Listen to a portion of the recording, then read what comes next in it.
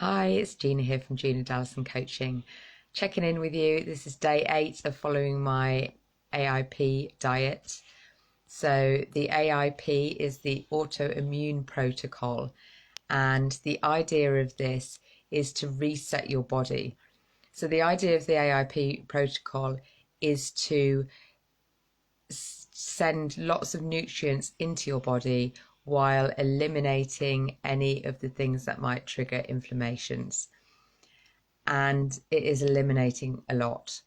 So it's eliminating sugars and alcohol, which is not really surprising, dairy, which is not really a surprise, any grains, include obviously gluten included, which is not really a surprise.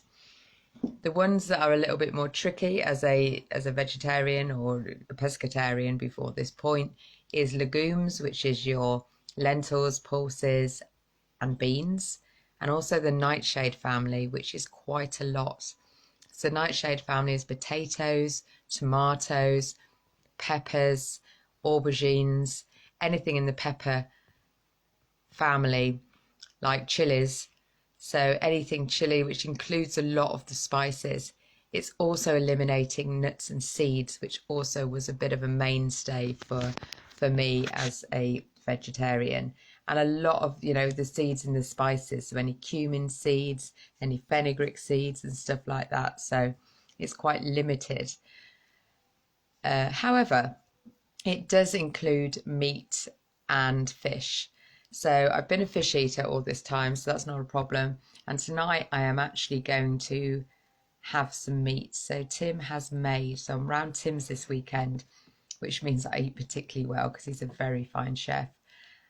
And this morning we had caviar, fresh trout on a bed of chard and pureed roasted pumpkin, which was really, really tasty and made me feel like I was, at some posh hotel somewhere, which is quite nice. So tonight we're having minced lamb and apricot meatballs, and I don't know what else he's doing. He's been in the kitchen being busy, so I will be sharing photographs later.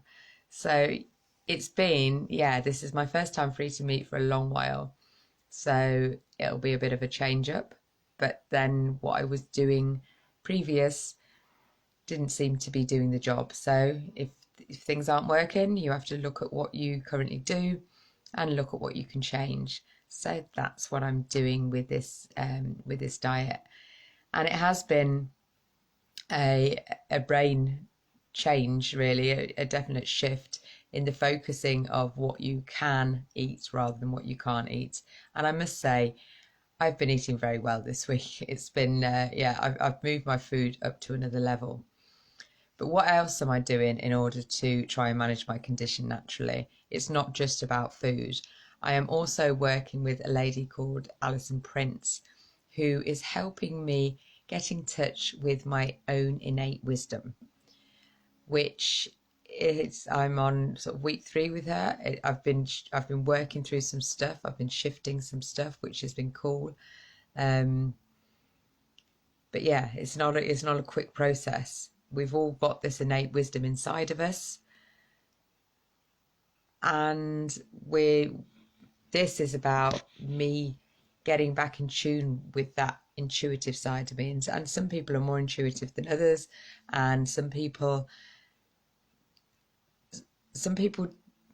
just unnaturally listen to themselves more.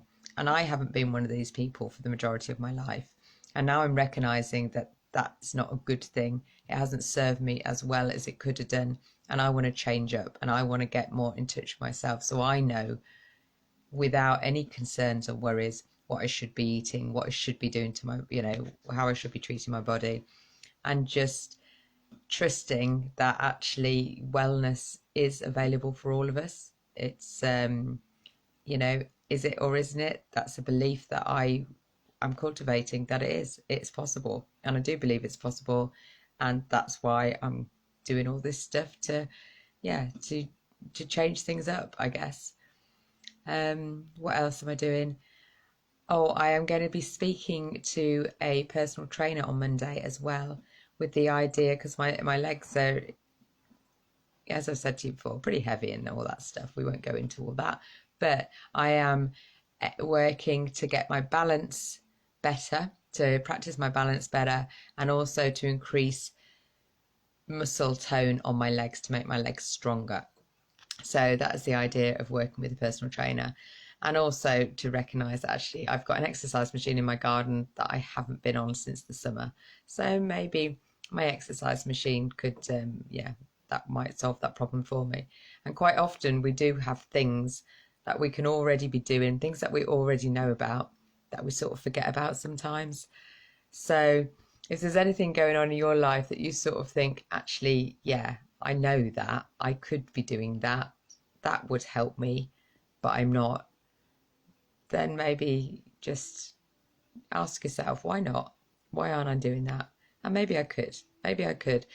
And as we learned with the Atomic Habits, Developing Healthy Habits little course, it is just do one little thing. Do the smallest amount of that habit you can. So if I want to cultivate a habit of actually doing a bit of exercise on my exercise machine in the garden, I suppose the brief lessons that I learn in order that might be helpful for you.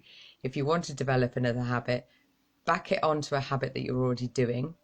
So I'm going to be having a look at what I do in the mornings. Mornings are best because if I get it done in the morning, then it's done. I find if I leave things to later on in the day, then the day disappears and it doesn't happen. So I need to add it on to my morning routine somehow. Maybe when I get outside first thing, and then I could jump on the exercise bike. Well, it's not a bike, it's a sort of pushy machine thing. But you sit on it like a bike. And at the moment, it's got a bag over the seat, and the bag over the seat is obviously to stop the seat getting wet. But that is probably the most likely thing to stop me jumping on it. So I'm going to have to find a way of actually making it easy to take the bag off so I can jump on without getting soaking wet bum and do. And the next thing is, make your habit the smallest part of it at all. So if you don't say to yourself, for example, I'm going to do 15 minutes on my exercise bike every day, because it probably won't happen. But actually, if you can say every day, I'm going to sit on my exercise bike and do 30 seconds, then you may be more likely to do more. So, and the other thing to stick to a habit is to set an intention. So I'm saying to you now that I am intending to sit on my exercise machine and do some exercises for 30 seconds each morning. Now, I'm not going to start tomorrow morning because I'm at Tim's and my exercise machine's at mine, but Monday, yes. So feel free to give me a nudge if I haven't mentioned on Monday that I've done my exercises. Yes, I will try my best at that one. Or maybe Tuesday will be better because I'm probably going to stay at Tim's till Monday morning, in which case my morning routine is different anyway. So Tuesday, and after Tuesday I would have spoken to my new PT lady who might be encouraging me to do that as well. Anyway, I shall stop waffling, and I recognise I didn't check in yesterday, so this is like a double check-in today, but I was still following my diet and still enjoying it. And yeah, I hope you're all having a great Saturday, and I look forward to checking in with you again tomorrow. Hi, anybody was on here.